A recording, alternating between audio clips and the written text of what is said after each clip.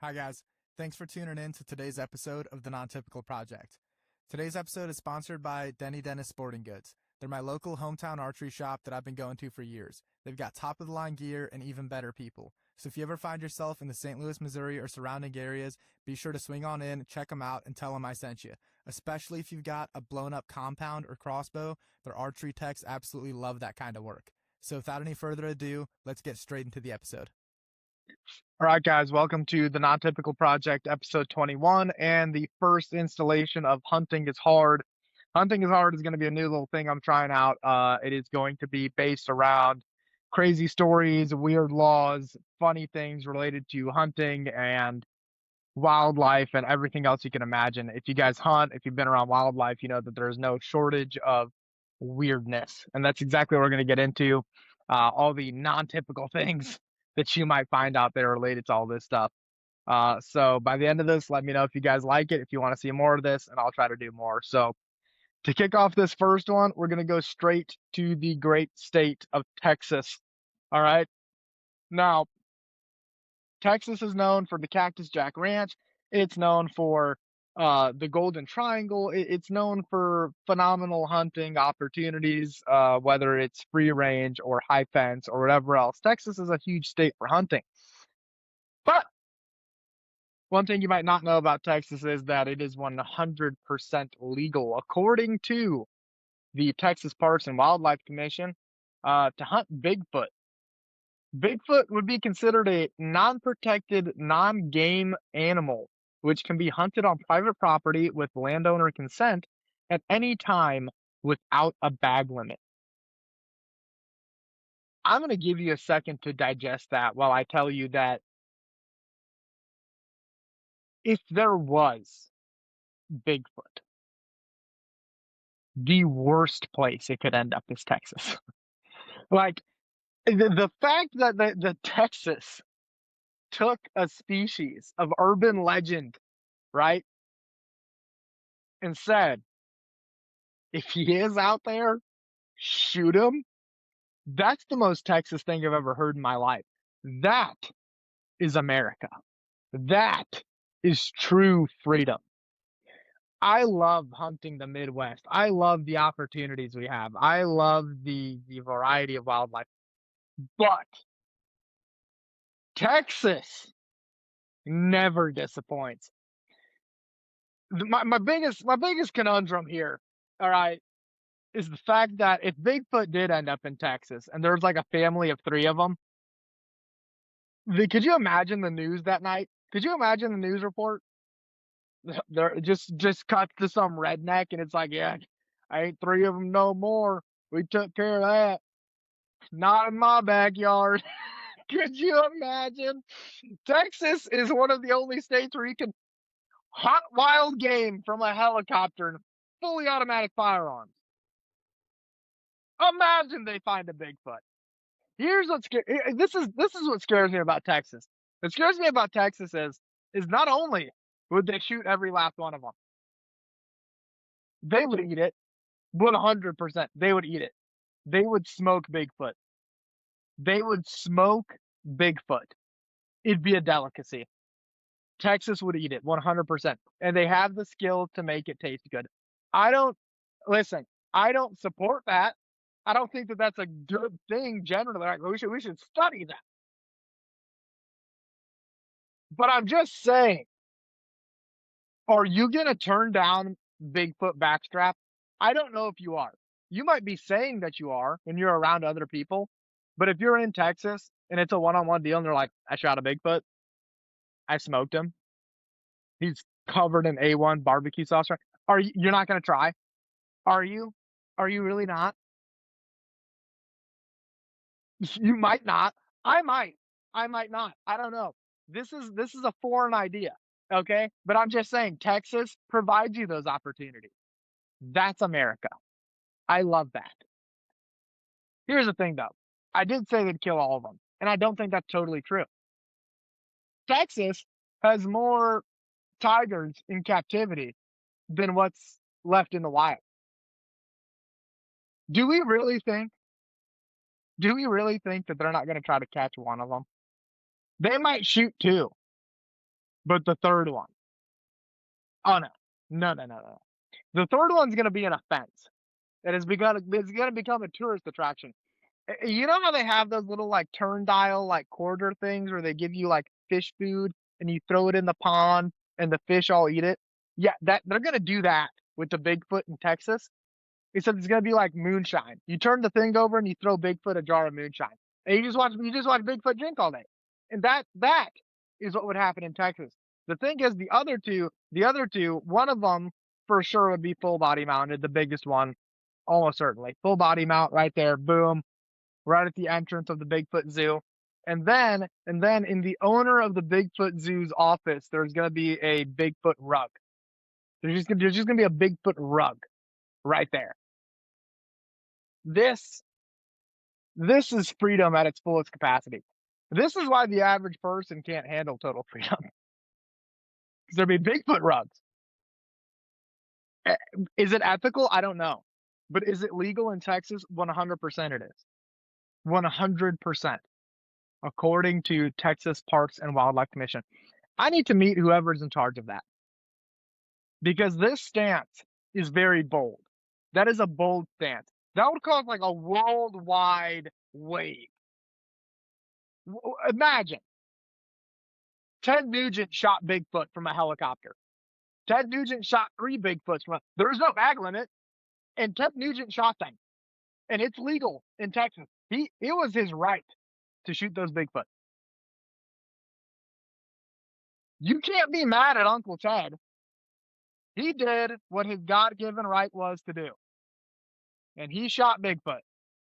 And odds are, Uncle Ted would have made a fantastic dinner out of that. Because that's what they do in Texas.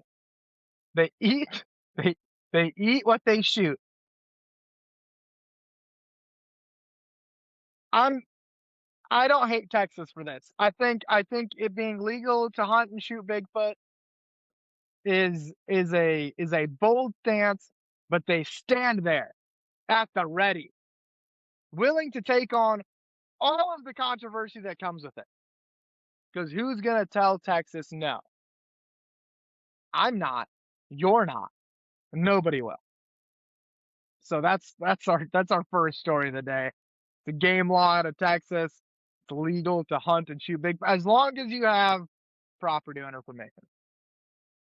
Now on the flip side of that, you go to those western coastal states, your rights start disappearing. And that takes us straight into Skamania County, Washington, which considers itself a Bigfoot refuge.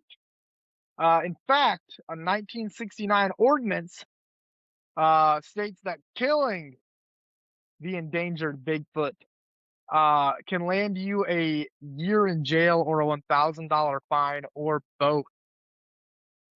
Scientists looking to study and photograph Bigfoot are welcome. Now, here's the problem. Here's the problem with Washington compared to Texas. If you take a picture of Bigfoot, who's gonna believe you? I'm not. I'm not gonna believe. In the age of AI, and TikTok Shop and Alibaba Express direct delivery Bigfoot suits, I'm not gonna believe you. I don't care what anybody says. That's not a real picture. That's not a real Bigfoot. It didn't happen. It's not pictures or it didn't happen anymore. That's gone. The days of that are gone. It is the body or it didn't happen with Bigfoot, right? We've seen it. There's been 1,000 hoaxes online. Everybody saying, "Oh, Bigfoot this, Bigfoot that. Look at this Bigfoot picture, this Bigfoot video. Look at that Bigfoot caught on camera." Type that into YouTube. Type Bigfoot caught on camera into YouTube. You're gonna get 60 million hits. How many of them have been verified? 0, none. Not verified, not a single one. That's the problem with the Bigfoot refuge. Is it? Is it a Bigfoot refuge? Is it really? How do we know? Have we pulled a Bigfoot out of the refuge? Have we asked them if it's a refuge? I don't think we have. In Texas, though, Uncle Ted shot 3 of them from a helicopter, and now I know Bigfoot's real because Uncle Ted wouldn't lie to me. He wouldn't lie to me, and he would not fabricate a Bigfoot story. Meanwhile, these folks over in Skamania County, Washington, well, oh, we got a Bigfoot refuge. We got pictures, all kinds of Bigfoot. I'm not buying it. Not for a minute. Skamania County, Washington. If you live there, I highly recommend petitioning to be allowed to hunt Bigfoot for just for the sake of proving they're real. Even if it's like with tranquilizer darts. You don't agree with killing them, that's fine. That's fine. I'm not here to be the ethics police. I'm not sure that we should kill them. If Uncle Ted says it's okay, I think it's okay. But outside of that, until we get an official statement from Uncle Ted, I think that if you need to hunt them with a tranquilizer and capture them, I'm okay with that too. But be very careful because he might end up in a Texas zoo where he's going to be fed moonshine and barbecued, access to your backstrap, which might actually not be that bad of a deal for the Bigfoot. I wouldn't mind that. I get free rent, I get moonshine, I get access to your backstrap. That doesn't sound like that bad of a deal. Regardless, Skamania County, Washington, think there's some things we need to change. Texas, keep me in Texas. I love you. Moving on to Alaska. It's actually quoted as being the last frontier of America, even though I think Texas has a really solid argument for that.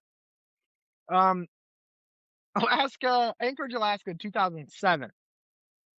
We've got a story of a moose named Buzzwinkle. First off, I have some buddies that I'd love to name Buzzwinkle. I might start calling them Buzzwinkle. All right? But Anchorage, Alaska, 2007.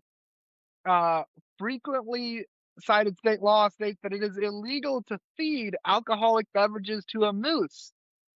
All revolving around the incidents, and yes, I'm saying incidents plural, related to a moose called Buzzwinkle. Buzzwinkle was a moose that would often trot his way into downtown Anchorage. He would eat fermented crab apples. He would seek them out and eat fermented crab apples. What would happen is locals would describe him as becoming stiff-legged and staring off into the distance. Like I said, I know people and you know people that sound a lot like Buzzwinkle.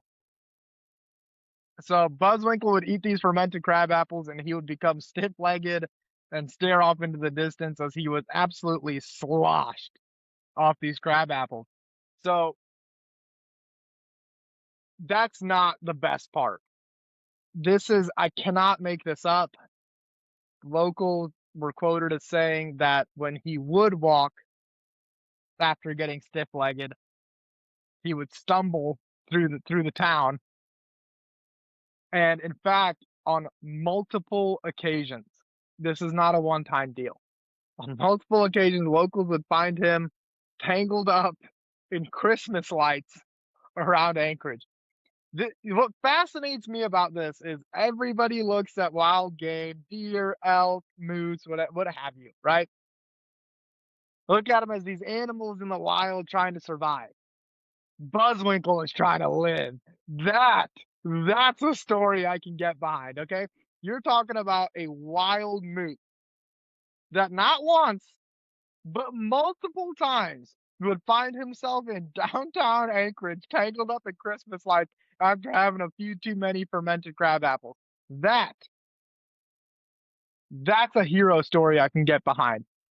The tragedy of it all is that Buzzwinkle was eventually put down after winter took its toll on him and he was in very rough shape. Rest in peace, Buzzwinkle, for being probably the greatest moose to ever live.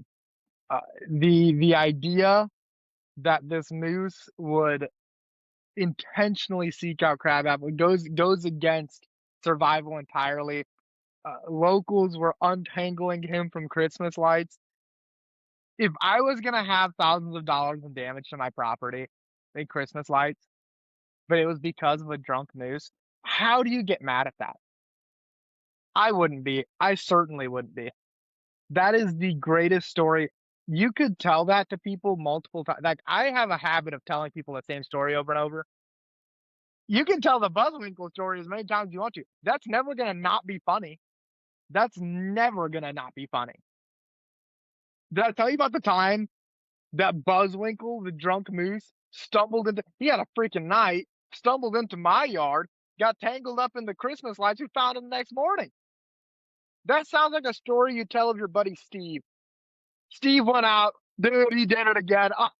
Steve, Steve had too many, man. He was in my yard, he's tangled up in the Christmas lights. Except Steve is over 1,000 pounds and he's a moose. How big do moose get?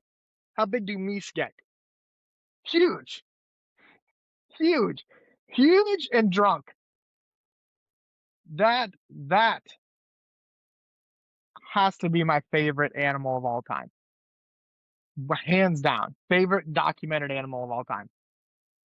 Where other moose were trying to survive, Buzzwinkle was trying to live. Hats off to Buzzwinkle, rest in peace. Freaking top tier animal. Very, very sad that he had to pass. I wish that this was a story where Buzzwinkle was still out there tearing up downtown Anchorage. The crazy part about this law to me is that it's illegal to feed alcoholic beverages to him. As if it was intentional. Maybe it was. Maybe Buzzwinkle had a plug. But it sounds like Buzzwinkle was finding these fermented crab apples. He was doing that all by himself. Hats off to you. That's freaking incredible. I wish he was still around. I would make the trip to Anchorage just for that. So I don't know how you top Buzzwinkle, but I put this story last because I think it's just freaking hilarious. You can't beat this in terms of like a hunter getting busted, poacher getting busted, whatever you want to call it. Just a busted by the DNR story. Does not get better than this one. This is going to take us back to 2018 in Michigan. Now listen, Michigan boys in general, those guys are built different. They hunt different, they act different, they breathe different air. Michigan's a different kind of place. Now, what's specifically hilarious about this story is that these guys got busted for baiting. Now, you might be sitting there and saying, well, 2018, Michigan, baiting was legal. Yeah, but it was legal in the amount of 2 gallons of bait at a time. You're sitting there thinking, Dean, how did these guys get busted? What, they put out 5 gallons? How does anybody know? How are they gonna tell? Well, I'll tell you how they're gonna know. They're gonna know if you make a bait pile so big that it can be seen from Google Earth. It can be seen from space satellite imagery. A bait pile that would rival the Bass Pro Pyramid. That's exactly how they got caught. The game wardens were able to see their bait pile from satellite imagery on Google Earth. I need you to understand this for a minute. These boys executed this crime with about as much stealth as a Walmart parking lot has. This bait pile had its own zip code. Do you understand that? Do you understand how absolutely nuts this is? Could you imagine being the neighbor? You're the neighbor. You spent all spring and summer grinding it out, cutting shooting lanes, hanging stands, planting food plots, breaking your back, and you look over into the horizon and you see your neighbor has 15 semi trucks backing onto his property. Can you fathom that? That's exactly what happened here. I don't know about the 15. It might have been more. I don't even understand. I don't know how much corn that is. I could not find enough details about this story online to satisfy my curiosity. There is no amount of information that could possibly be posted about this case for me to be less intrigued by it. I already know how this went down. That's the problem, right? I believe it's 2 gentlemen, might have been 3. They got busted for this. Now get this. Picture this. and you already know where I'm going with this. There was one buddy at some point that was like, "Man, you think that's enough? You think it's enough corn? Like, gosh, that's a lot, man. We dumped 3,000 pounds of corn. You think that's enough?" And the other guy was just like, "No, nah, uh-uh, it's not enough." He had a mission. He had a passion, a thirst that could only be quenched by 57,000 pounds of corn. How much does it take? How much corn does it take to be picked up by Google Earth? What an absolutely insane way to get caught. How do you explain that to your wife? You know, these two old boys are like, oh, honey, I gotta go to court. I got a game law violation. And you're like, what'd you do? I was baiting deer. You know, you put too much out? Yeah, they caught us. Well, honey, how'd they catch you? Google Earth. Google Earth is how they caught us. This corn pile was one road sign away from being a tourist attraction. I just want to see it. I just want to see it. You know how nuts there should have been red flags going off in the DNR office, but they're like every single farm and fleet in the tri-state area is sold out of corn. Something's going on. Like there should have been a red flag ringing. Imagine being the officer. Imagine being the DNR agent. That's your day. You spit your coffee out on your computer screen. Now these boys done changed the topo lines on Onyx. They changed the topo lines on Onyx. They changed the geography of the portion of the state they're in. I could, dude. There must have been anywhere near this corn pile. There is a state record raccoon to be found. 100%. There is no doubt about it. There is a state record raccoon to be found right there. The squirrels were standing on the tops of the trees, arms out, declaring the prophecy has been fulfilled. This is a religious experience for the wildlife in that area. To be seeing that 57,000 pounds of corn, and these boys just kept adding more. How much, the Great Wall of China can be seen from space, right? Right? How is this corn pile big enough to be seen from space? 87,000 pounds of corn. And it wasn't enough. At some point, at what point, like how many gallons, right?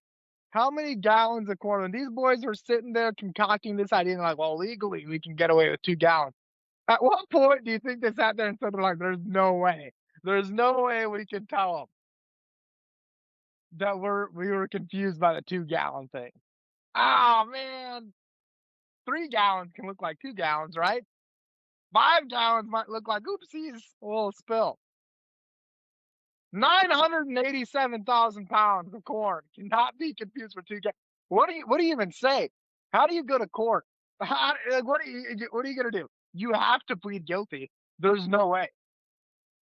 Oh, I tripped and fell. It spilled 1,563,000 pounds of corn. How do you explain that? This isn't an explainable offense. This isn't a whoopsie daisy. There's no two ways about it. The amount of laughter that had to have been had in that DNR office. There would have to have been agents fighting. Just agents fighting over who was going to take this case. I would have been. I need to be on this. I need to be on this investigation because I need to see it. I need to see it myself. This is just like I said. This is the Bass Pro Pyramid. You have to go see it. You have to just say you've been there. freaking Tim and Bob's corn pile. You have to see it. You cannot end your life without seeing this. To change the topography of the landscape forever. Changing topo lines with a corn pile. I just can't. I can't wrap my head around it. The effort that surely that's more money and effort than just planting a food plot, right? Like surely that is more money and effort. There are bucks right now paying the membership fee to go to this corn pile, making reservations. This has to be the mother of all bait piles. No other bait pile or corn feed or anything, nothing can ever top this. How do you go past being seen from space? You can't. There is no chance. But one thing I will tell you is if this was in Texas, they would have shot a Bigfoot over that corn pile and they would have cooked him. They would have roasted him or they would have smoked him for a few. They would have gotten a really, really good bark on the meat. But meanwhile, in Michigan, they do what they're not supposed to. And that's the big problem here, right? This would be so cool if it was in Texas or somewhere where you're allowed to do that, right? I don't know. Maybe you're allowed to do that. Are you allowed to change the topography with corn in Texas? Is that something you're allowed to do? I imagine it is. If you're allowed to shoot an unlimited number of Bigfoot in Texas, surely you can dump 3,640,987. You get it. All the numbers. Surely, if you're in Texas, you can just dump out 15 million pounds of corn on your land. I imagine that's legal, right? Maybe not. But the point is, if you are in Michigan, you can't do that. That's the sad part. This could have literally been a tourist attraction. If you have the money to spend to make a corn pile that can be seen from space, not only could you drag in every deer for the next 15 states over, but you could charge for people literally just to come gawk at it. The damage that was done to the wildlife in this area forever. Guts full of corn, full of nothing but corn. There is no variety in their browse. The amount of migratory species that just stopped migrating. They hit this corn pile and things like, boys, park it here. We're done. And the families of these two guys, or three, however many it was, the families of these people have to be flabbergasted. Why'd your husband go to jail? Because he made a corn pile that could be seen from space. This is here's the thing, right? Like if they were gonna do this, you'd think that they'd be stealthy about it. You would think that a criminal, right, would be like, how do we get away with this? There was arguments between Tim and Bob the whole time. Dude, that's too much. You're gonna get us caught. We could do another trailer full. We can do another trailer. Do you understand the insanity to this? The magnitude of this corn pile is unmatched. Unmatched. Hats off to Michigan DNR and their use of Google Earth. I would absolutely love to have one of the DNR agents that was a part of this on just to talk about it, talk about what exactly happened. If there's pictures of this online, please. If there's photos of this, I need to see. How do you clean that up? Imagine this guy or these guys, right? They serve their sentence. They do their year in jail or whatever. I don't know what the sentence is. For a corn pile that changes the topography, arguably they're doing life in prison. I don't know. In Texas, they wouldn't be they would be getting a round of applause. But in Michigan, In Michigan, they might be doing life in prison. I don't know. In Washington, they would have gotten the death penalty, almost certainly. Almost certainly in Washington, they would have gotten the death penalty. But in Michigan, I don't know what the penalty is. I don't know if they maybe sat there and after like the 15th dump truck load, they were like, man, we might get busted for this. And they're looking up like their Google search history is like, what's the max penalty for baiting? And they're sitting there weighing out their options like, man, if we're going to go down, we're going to go down big. You know, like, I don't know if that was the mentality, but like, let's say it's a year in prison or county jail or wherever they take these people, right? And maybe they take them to the Bigfoot Zoo in Texas. I don't know. I don't know what they do with them, okay? And say after a year they get out. What are you gonna do? Lock them right back up? The bait pile is still there. This is a freaking 1,700 acre bait pile. This is the Great Wall of China made out of corn. We have the Baspo Pyramid of corn sitting. What do? How do you can't clean it up? How do you clean it up? Once it's dumped out, where do you put it? I'm not convinced that these boys didn't just fill up a grain bin and then just knock the bin over.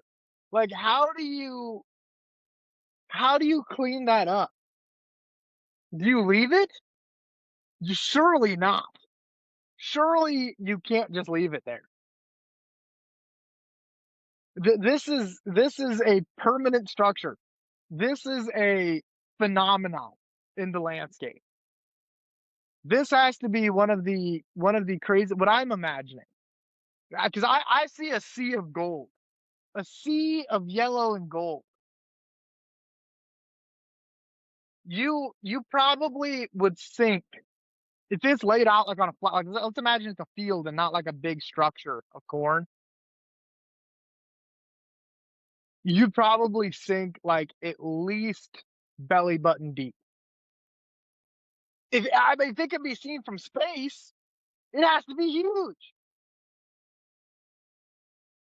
What does that show up as? Google Earth marks it as a wildlife dining area. Google Earth marks it as a wild, like one of the seven wonders of the world. Tim and Bob's corn pile sitting right there, top of the list, right next to like Machu Picchu. I don't know what you do with this. There's no cleaning this up. There is no fixing this. Once it's there, it's there. So could you? He gets out of jail a year later. He steps foot on his property and immediately goes right back. They're like, look at this. He baited. You baited for the next 300 years. Is what you just did. You baited so much of your land that after you're dead and gone, your grandchildren's grandchildren are still going to be going to jail because their property's baited. It's unfathomable, and that's exactly what this series is supposed to be about. Is just those crazy stories that you just can't believe are real, that really happened, that are hunting related, wildlife related. I really hope you guys enjoyed this. It's a little bit different. It's a little bit offbeat. Just trying to make light out of some of these crazy situations out there and some crazy stuff that happens in this world and related to hunting and wildlife. So I really hope you guys enjoyed today's episode. If you did, let me know, shoot me some comments, messages, leave a 5-star review for the podcast if you can. It helps me out a ton. And if you guys have any other stories or crazy stuff that you want me to look into, feel free to drop it in the comments, shoot me a message, do whatever you got to do to get a hold of me, and I'd be more than happy to look into them and cover them on this. I'm going to try to do these more frequently whenever I have a solo podcast. Gives me something fun to talk about, gives you guys something fun to listen to, hopefully. So fingers crossed you guys enjoyed, and I'll catch you guys on the next one. I hope you guys enjoyed today's episode of the Non-Typical Project. If you're interested in our special guest, their information, as well as my information and our sponsors' links, are all going to be down in the description below. If you guys could, be sure to leave a positive review for the podcast, as it helps me out a ton. If you got any questions or anything that caught your eye during this podcast, you can leave a comment down below, and I'll be sure to get back to you as quick as possible. Thanks for tuning in, and I'll catch you guys next week.